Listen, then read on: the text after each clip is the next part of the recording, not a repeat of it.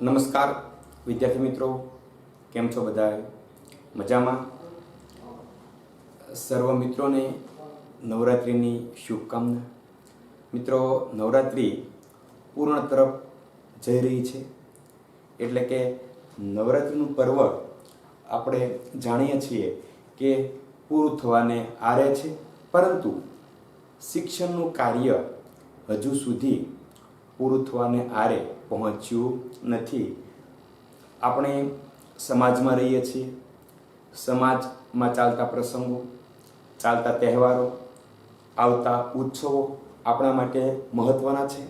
આપણે તેમાં 100% જોડાઈએ, પરંતુ એક વસ્તુને યાદ રાખીને જોડાઈએ કે આપણો મુખ્ય હેતુ શિક્ષણ છે. કારણ કે તમે જે મંજિલ નક્કી કરી હશે, જે મંજિલ નિર્ધારિત કરી છે, ત્યાં પહોંચવા માટે શિક્ષણ એક જ એવી સીડી અથવા એક જ એવો રસ્તો છે કે જે તમને તમારી મંજિલ સુધી લઈ જશે. એટલે શિક્ષણનું કાર્ય સાથે સાથે ખૂબ સારી રીતે કરતા રહીએ અને દરેક કાર્યમાં જોડાયા રહીએ એવી નમ્ર વિનંતી છે.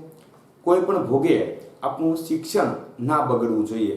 આપણા માટે આ બાબત ખૂબ મહત્ત્વની છે અને દરેક વિદ્યાર્થી હવે આ બાબતને સારી રીતે સમજતા હશે એવી આશા સાથે મિત્રો આજના લેક્ચરને શરૂ કરીએ છીએ. મિત્રો, સામાજિક વિજ્ઞાન વિષયમાં ચેપ્ટર 16 આબોહવા વિશે આપણે વાત કરી રહ્યા છીએ અને 1 થી 3 લેક્ચરમાં આપણે આબોહવાને જાણવાનો ખૂબ સારી રીતે પ્રયાસ કર્યો છે. એમાં છેલ્લા લેક્ચરમાં એટલે કે લેક્ચર નંબર 3માં આપણે એવી મિત્રો વાત કરી હતી કે ભારતની આબોહવાની વિવિધતા, ભારતની આબોહવામાં જોવા મળતી વિવિધતા. તો આપણે ત્યારે પણ વાત કરી હતી કે ભારતમાં એક સમાન આબોહવા જોવા મળતી નથી, પરંતુ ભારતની આબોહવા અલગ છે. એક સરખી દરેક જગ્યાએ આબોહવા જોવા મળતી નથી અને એમાં જે મહત્વનો ભાગ ભજવે છે તે ભારતના મધ્યમાંથી પસાર થતો કર્કવૃત આ મહત્વનો ભાગ ભજવે છે. કારણ કે જે રીતે વિષુવવૃત્ત પૃથ્વીના 2 ભાગો કરે છે, એ રીતે કર્કવૃત ભારતના 2 ભાગો કરે છે, ઉત્તર ભારત અને દક્ષિણ ભારત. મિત્રો, સાથે સાથે આપણે સમ આબોહવા અને વિષમ આબોહવાનો પણ પરિચય મેળવ્યો હતો. સાથે સાથે પૃથ્વી પર આવેલા જે કટિબંધ છે એના વિશે પણ વાત કરી હતી કે પૃથ્વી પર 3 કટિબંધ આવેલા છે: શીત કટિબંધ, ઉષ્ણ કટિબંધ અને સમશીતોષ્ણ કટિબંધ. આપણે તેના વિશે વિગતે વાત કરેલી છે અને ભારતના જે આબોહવાની બાબત છે એના વિશે પણ વાત કરેલી છે કે ભારતની આબોહવામાં કેવું વૈવિધ્યતા જોવા મળે છે. તો કે ભારતની આબોહવા છે એમાં ખૂબ વિવિધતા જોવા મળે છે. કારણ કે ભારતનું જે ઉત્તર ભારત અથવા ઉત્તર ભાગમાં આવેલા કાશ્મીરના લેહ અને દ્રાસ, આ બંને સ્થળોના શિયાળાના તાપમાન છે એ ખૂબ નીચા જાય છે. ક્યાં સુધી? તો કે -45 સેલ્સિયસ સુધી નીચું જાય છે શિયાળાનું તાપમાન. જ્યારે રાજસ્થાનમાં આવેલ શ્રી ગંગાનગર અને અલવર, આ બંને સ્થળોના ઉનાળાના તાપમાન છે એ 51 સેલ્સિયસ જેટલા ઊંચા જાય છે. બીજી આપણે મિત્રો વાત કરી હતી વરસાદ વિશે કે ભારતના પૂર્વમાં આવેલા મેઘાલયમાં સૌથી વધુ વરસાદ પડે છે અને મેઘાલયમાં આવેલા ચેરાપુંજીમાં સમગ્ર વિશ્વમાં સૌથી વધુ વરસાદ પડે છે. સરેરાશ વાર્ષિક તો 1200 સેન્ટીમીટર જેટલો વરસાદ ચેરાપુંજીમાં પડે છે અને ચેરાપુંજીથી 16 કિમી દૂર આવેલ મૌસીનરમ ખાતે એક જ દિવસમાં સૌથી વધુ વરસાદ પડેલો છે. એટલે કે મૌસીનરમ 24 કલાકમાં પડેલા વરસાદી સ્થળ તરીકે જાણીતું છે. આ ભારતમાં પડતા ખૂબ વરસાદ વિશે વાત કરી હતી. તો બીજી બાજુ તો કે પશ્ચિમ રાજસ્થાનમાં આવેલા રણ પ્રદેશમાં વાર્ષિક 10 થી 12 સેન્ટીમીટર જેટલો વરસાદ પડે છે, જે સૌથી ઓછો છે. એટલે કે સૌથી વધુ ઠંડી, સૌથી વધુ ગરમી, સૌથી વધુ વરસાદ અને સૌથી ઓછો વરસાદ, આના વિશે આપણે વાત કરી હતી. આ બાબત હતી તો કે ભારતની આબોહવામાં જોવા મળતી વિવિધતા.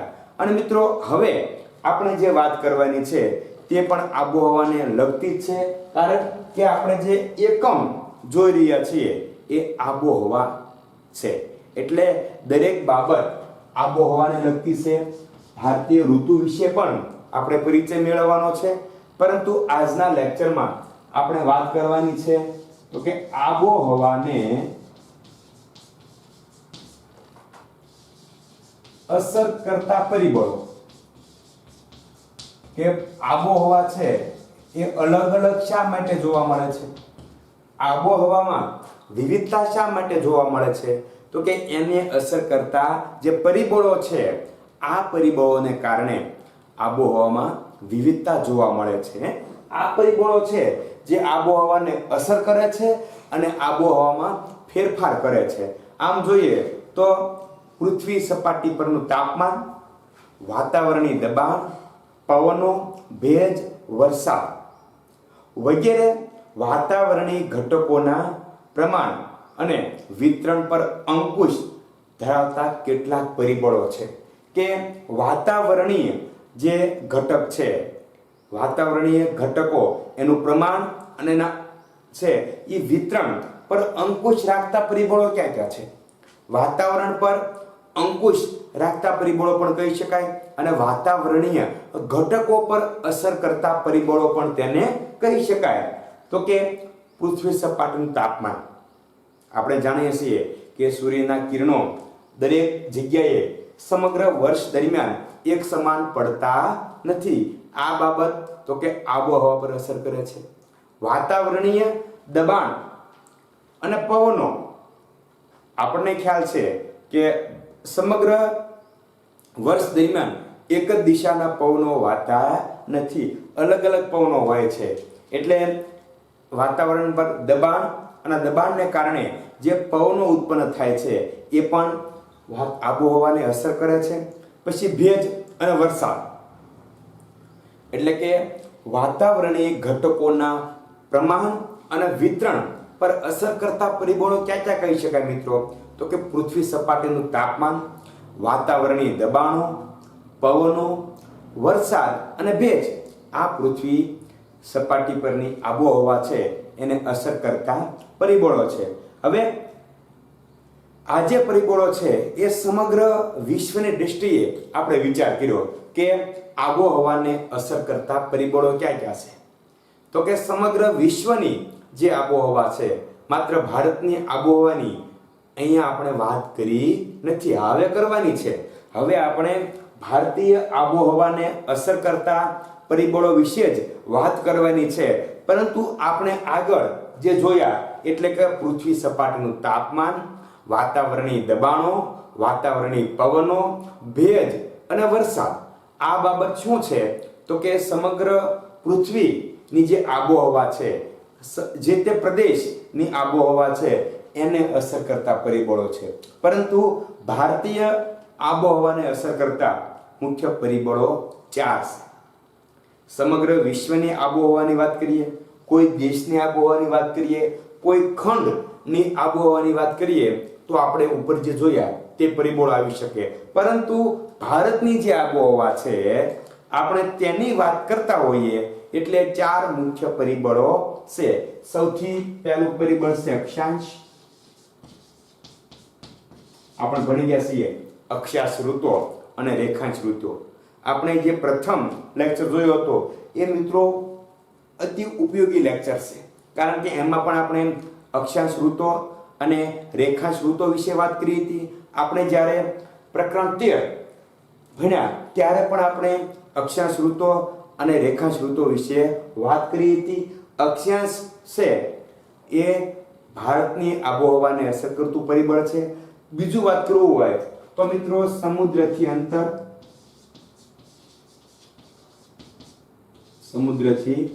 અંતર, ત્રીજા પરિબળની વાત કરી હોય તો મિત્રો કહી શકાય સમુદ્ર સપાટીથી ઊંચાઈ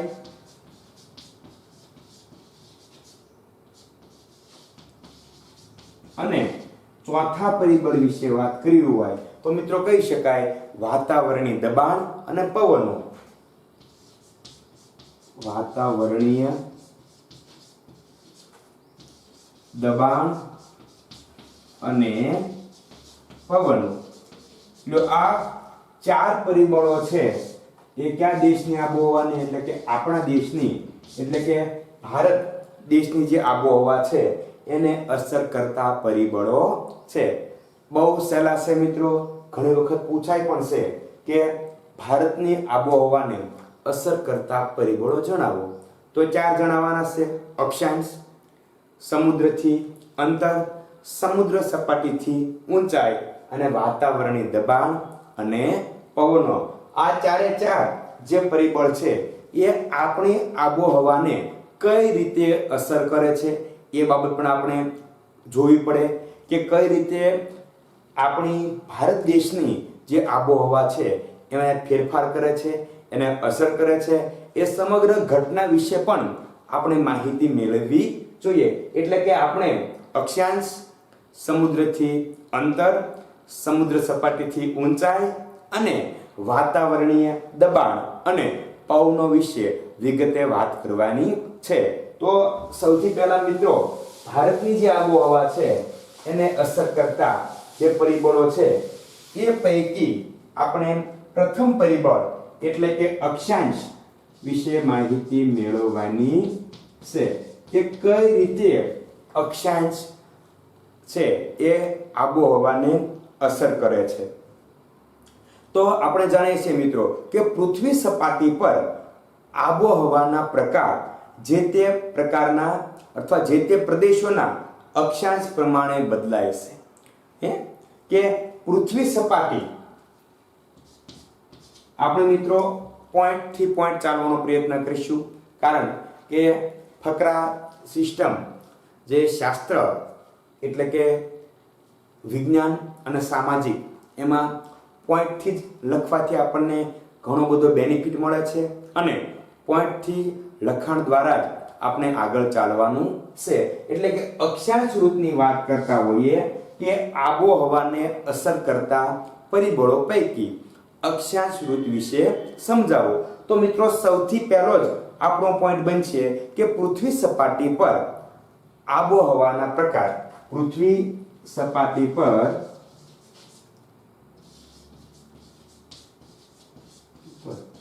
આબોહવાના પ્રકારો કઈ રીતે બદલાય છે? તો કે આબોહવાના પ્રકારો જે તે પ્રદેશના અક્ષાંશ ઋતુ અથવા અક્ષાંશ પ્રમાણે બદલાય છે.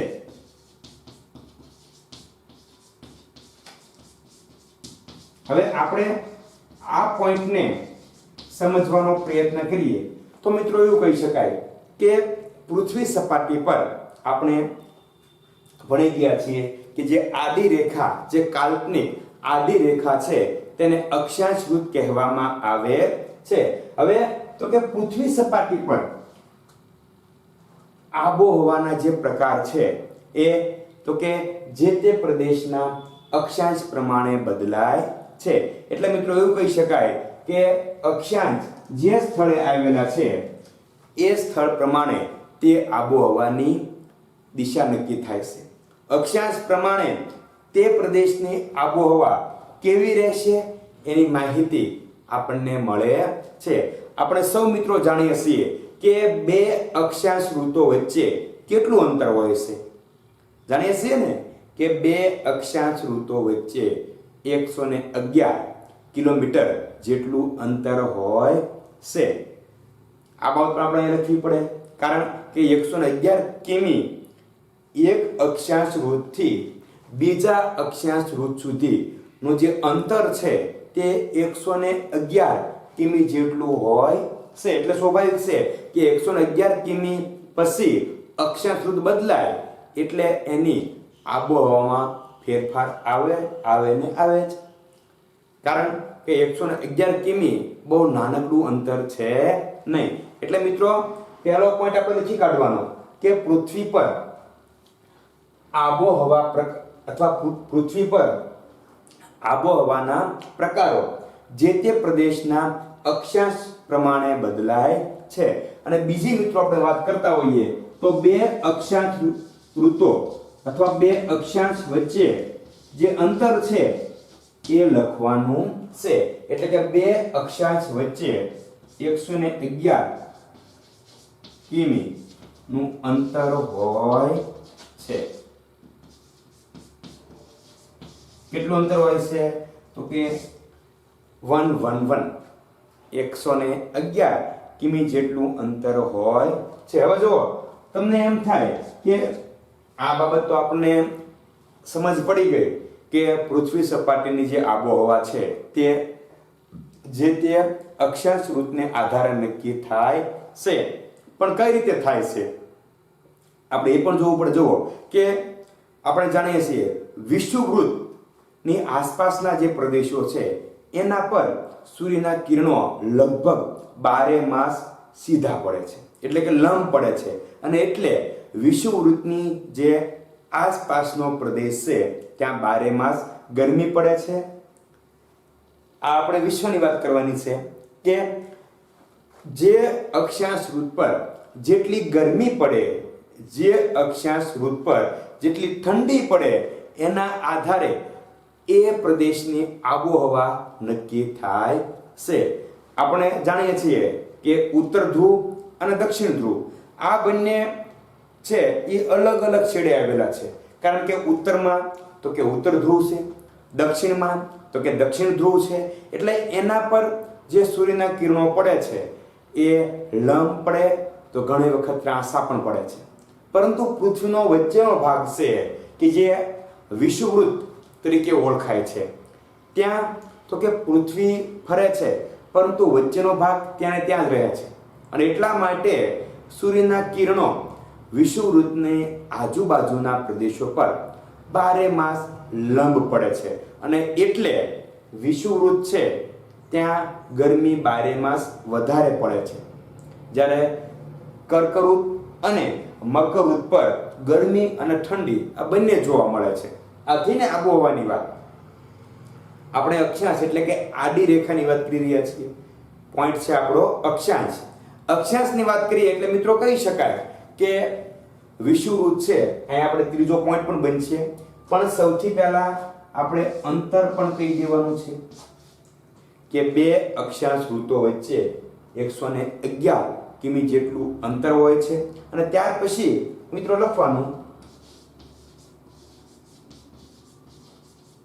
કે વિષુવવૃત્ત અને તેની આસપાસના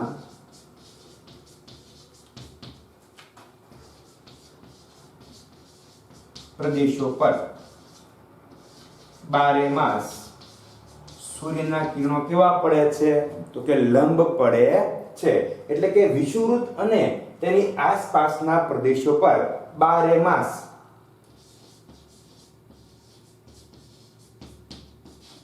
સૂર્યના કિરણો લંબ પડે છે. તેથી ત્યાં શું થાય છે તો કે 12 માસ ગરમી પડે છે. કે વિષુવવૃત્તની આસપાસનો જે પ્રદેશ છે ત્યાં 12 માસ શું થાય છે તો કે વિષુવવૃત્તની આસપાસનો જે પ્રદેશ છે ત્યાં 12 માસ ગરમી પડે છે, કારણ કે ત્યાં સૂર્યના કિરણો સીધા પડે છે અથવા લંબ પડે છે. હવે આપણે વાત કરીએ ભારતની. આ વિષુવવૃત્ત પ્રદેશની વાત કરી, અક્ષાંશ ઋતુના અંતરની વાત કરી અને પૃથ્વી સપાટી પર જે આબોહવા છે તે કોને આધારે બદલાય છે તો કે અક્ષાંશ પ્રમાણે બદલાય છે.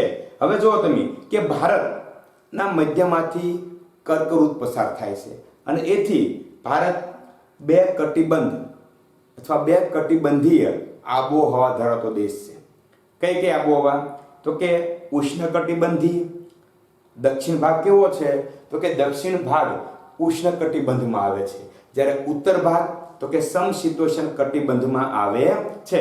એટલે કે મિત્રો કહી શકાય કે ભારત ઉષ્ણકટિબંધ અને સમશીતોષ્ણ કટિબંધીય એમ બે આબોહવાની પરિસ્થિતિ ધરાવતા વિભાગમાં વહેંચાઈ જાય છે. એટલે કે ભારતની જે આબોહવા છે એ બે ભાગમાં વહેંચાઈ જાય છે. ક્યાં ક્યાં તો કે ઉષ્ણકટિબંધીય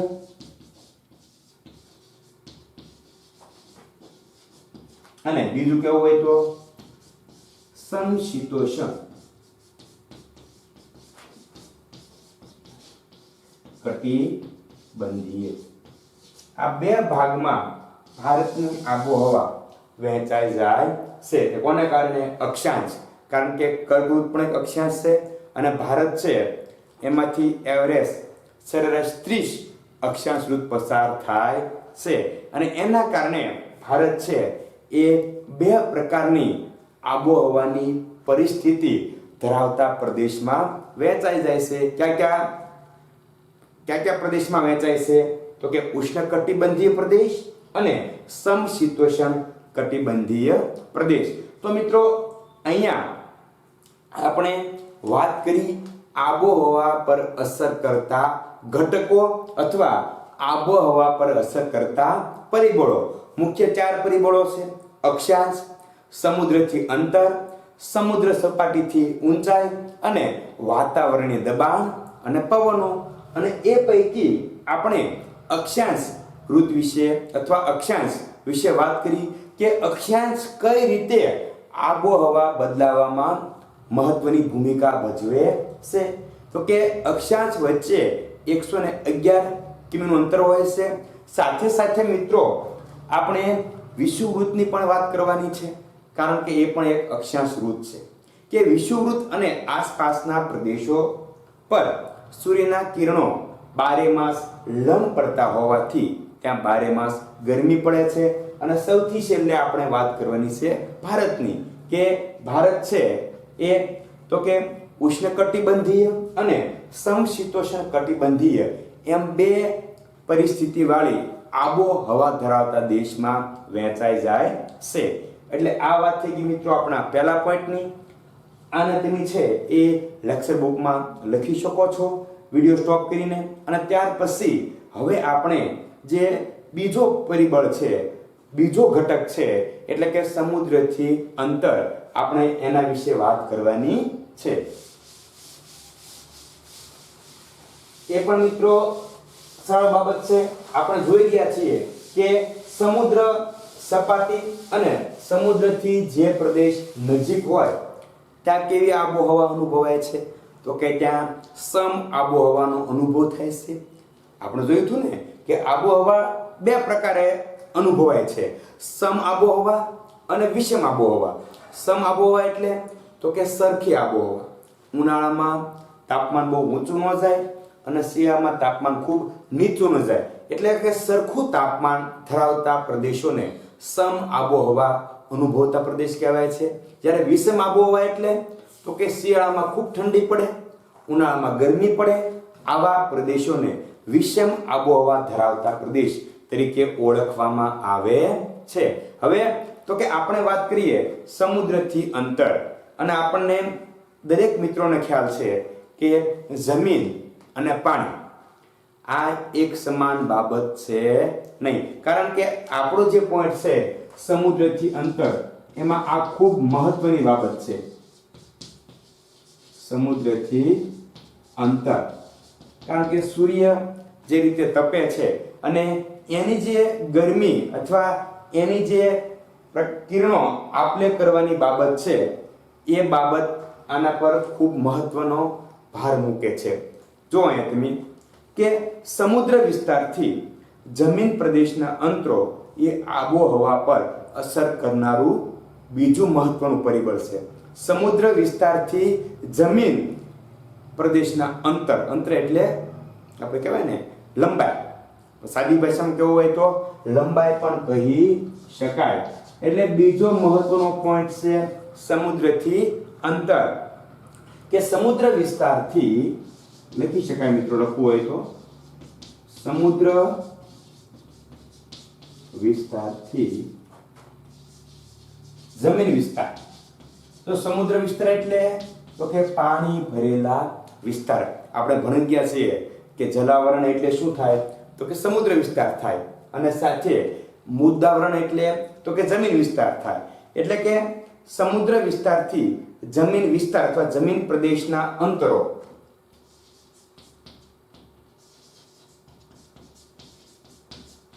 આ આબોહવાને અસર કરતું કેટલામું, તો કે બીજું મહત્વનું પરિબળ છે. અહીંયા આપણે કોની વાત કરવાની છે મિત્રો, તો કે સમુદ્ર વિસ્તારથી જમીન પ્રદેશ વચ્ચેનું અંતર અથવા સમુદ્ર વિસ્તારથી જમીન વિસ્તારનું જે અંતર છે, કેટલા કિલોમીટર છે એ અંતર છે એની વાત કરવાની છે. કારણ કે સમુદ્રથી જેટલું દૂર હશે ત્યાં આબોહવા વિષમ હશે, સમુદ્રથી જેટલું નજીક પ્રદેશ હશે અથવા કોઈ પ્રદેશ સમુદ્રથી નજીક હોય તો ત્યાં સમ આબોહવાનો અનુભવ થાય છે, સમુદ્રથી દૂર દૂર જતા જાઓ તેમ વિષમ આબોહવાનો અનુભવ થાય છે. હવે જો પહેલો જ મિત્રો પોઈન્ટ બનશે આપણો કે આબોહવાને અસર કરતું બીજું મહત્વનું પરિબળ કયું છે, તો કે સમુદ્રથી અંતર. શા માટે, તો કે સમુદ્ર વિસ્તારથી જમીન વિસ્તાર આ બંને વચ્ચેનું અંતર છે, એના કારણે આબોહવામાં પણ ફેરફાર જોવા મળે છે. હવે જો તમે કે સૂર્યની ગરમી સંઘરવાની એટલે કે સંગ્રહ કરવાની અને આપલે કરવાની શક્તિ જમીન અને પાણીમાં જુદી જુદી હોય છે. આપણને ખ્યાલ છે કે સૂર્ય છે એ પોતાની ગરમી પૃથ્વી પર ફેંકે છે અથવા સૂર્યની ગરમી કિરણો રૂપે પૃથ્વી પર આવે છે. હવે તો કે કિરણો રૂપે આવે છે પૃથ્વી પરથી પરત જવાની જે આપલેની ક્રિયા છે એ જમીન અને જળ એટલે કે પાણી આ બંનેની અલગ અલગ છે, એક સમાન છે નહીં. એટલે કે સૂર્યની ગરમી સંઘરવાની પણ કહી શકાય અને સંગ્રહ કરવાની પણ કહી શકાય, અને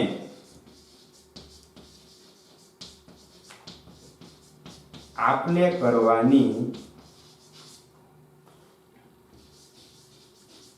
જમીન અને પાણી. જમીનની ક્ષમતા પણ અલગ છે અને પાણીની ક્ષમતા પણ જુદી જુદી કહી શકાય. સાવ સાદી ભાષામાં સમજીએ તો અલગ અલગ હોય છે. લો આ બીજો પોઈન્ટ થઈ ગયો મિત્રો.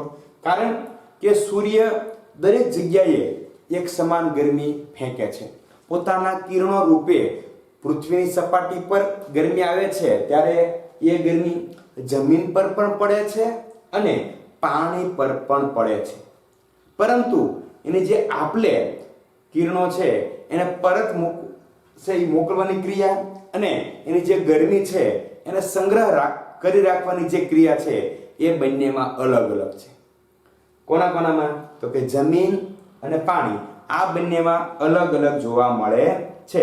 પરિણામે સમુદ્ર અને તેના કિનારા નજીકના ભૂમિ ભાગો પર સમ આબોહવા અનુભવાય છે અને બંનેની છે એ આપલે અને સંગ્રહ કરવાની શક્તિ જુદી જુદી હોવાથી શું થશે, તો કે બંનેની શક્તિ જુદી જુદી હોવાથી આપણને અલગ અલગ બાબતનો અનુભવ થાય છે.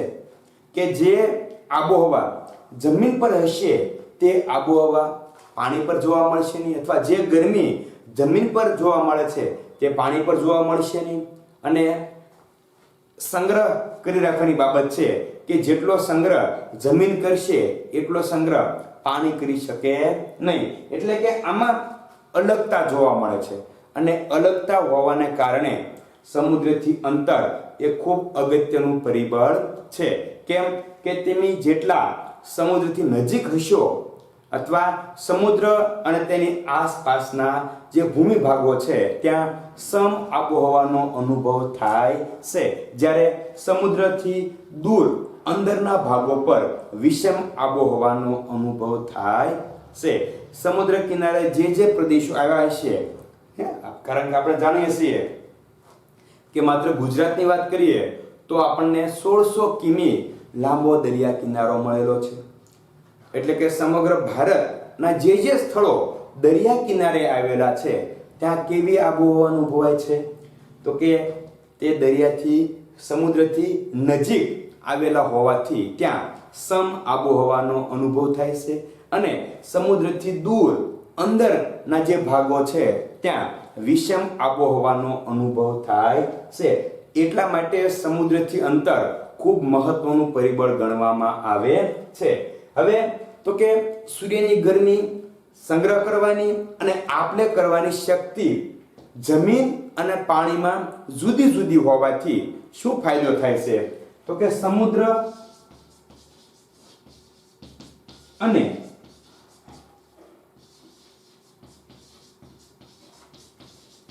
આસપાસના ભૂમિ ભાગોમાં કેવી આબોહવા જોવા મળે છે? તો કે સમ આબોહવા જોવા મળે છે. જ્યારે સમુદ્રથી દૂર અંદરના જે ભાગો છે એના કેવી આબોહવા જોવા મળે છે? તો કે ત્યાં વિષમ આબોહવા જોવા મળે છે. સમુદ્રથી દૂર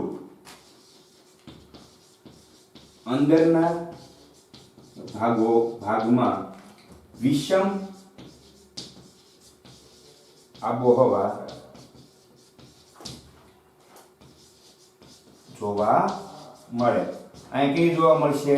તો કે સમ આબોહવા જોવા મળે, જ્યારે સામે તો કે વિષમ આબોહવા જોવા મળે છે. મિત્રો, આ બંને પોઈન્ટ અતિ મહત્વના છે. અહીંયા આપણને સરસ મજાનું ઉદાહરણ પણ આપેલું છે, પરંતુ આ બંને પોઈન્ટને આપણે આની સાથે ડાયરેક્ટ સંબંધ છે કે આબોહવાને અસર કરતા પરિબળો પૈકી બીજું પરિબળ એટલે તો કે સમુદ્રથી અંતર. આપણે એના વિશે વાત કરવાની છે, પરંતુ આ બાબતને ખાસ યાદ રાખી લઈએ કે સમુદ્ર અને તેની આસપાસના પ્રદેશોમાં સમ આબોહવાનો અનુભવ થાય છે, જ્યારે સમુદ્રથી દૂર આવેલા ભાગોમાં વિષમ આબોહવાનો અનુભવ થાય છે. અહીં આપણે જાણીએ છીએ કે મુંબઈ એટલે કે મહારાષ્ટ્રમાં આવેલું છે, પરંતુ તે દરિયા કિનારે આવેલું છે. તો ત્યાં કેવી આબોહવા છે? તો કે ત્યાં સમ આબોહવાનો અનુભવ થશે, કારણ કે કોઈ પણ સ્થળ જો દરિયા કિનારે હોય ત્યાં સમ આબોહવા અનુભવાય છે. એટલે કે ભારતમાં મુંબઈ દરિયા કિનારે હોવાથી ત્યાં સમ આબોહવા રહે છે, જ્યારે નાગપુર કે દિલ્હી સમુદ્રથી દૂર આવેલા હોવાથી ત્યાં વિષમ આબોહવાનો અનુભવ થાય છે. અહીંયા મિત્રો આપણે મુંબઈ અને સાથે તો કે દિલ્હી કે નાગપુરનું ઉદાહરણ આપવાનું છે.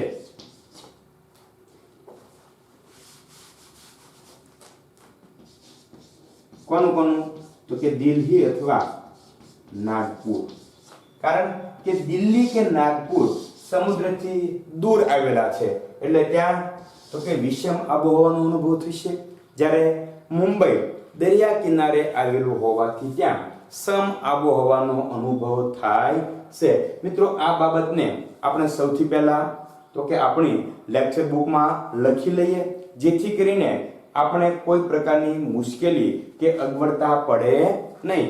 હવે મિત્રો, બીજું પરિબળ જ્યારે આપણે વાત કરતા હોઈએ ત્યારે ખૂબ સરસ બાબત છે, એકદમ યાદ રહી જાય તેવી બાબત છે. આ બે પોઈન્ટ અતિ મહત્વના છે કે સમુદ્ર સપાટીએ તો કે સમ આબોહવા, સમુદ્ર સપાટીથી દૂર જઈએ તેમ વિષમ આબોહવાનો અનુભવ થાય છે. કારણ કે એની પાછળનું કારણ શું છે?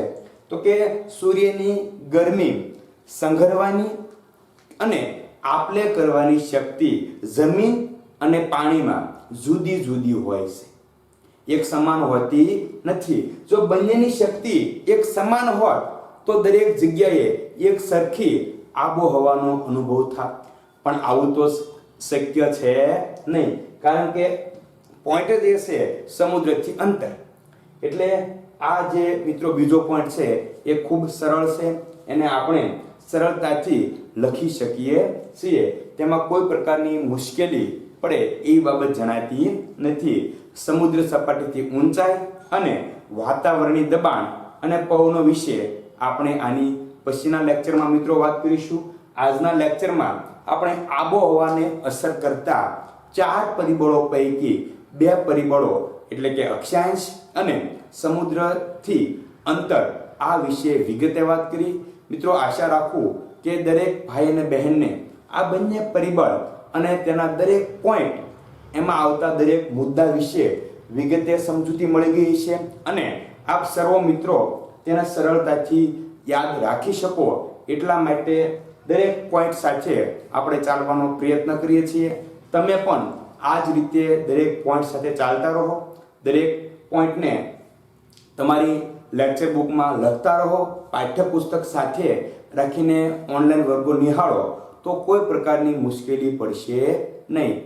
તો મિત્રો આની પછીના લેક્ચરમાં આપણે જ્યારે મળીશું ત્યારે સમુદ્ર સપાટીથી ઊંચાઈ અને વાતાવરણીય દબાણ અને પવનોની વાત કરીશું. ત્યાં સુધી મિત્રો ઘરે રહો, સુરક્ષિત રહો અને ઓનલાઈન વર્ગો દ્વારા આપના સુધી જે કંઈ માહિતી, જે કંઈ લેક્ચર, જે કંઈ પોઈન્ટ પહોંચાડવામાં આવે છે એ દરેક લેક્ચરનો સદુપયોગ કરીને ઉત્તમમાં ઉત્તમ શિક્ષણ પ્રાપ્ત કરો એવી અભિલાષા સાથે મા સરસ્વતીના ચરણોમાં વંદન કરીને આજના લેક્ચરને અહીં પૂર્ણ કરું છું. અસ્તુ.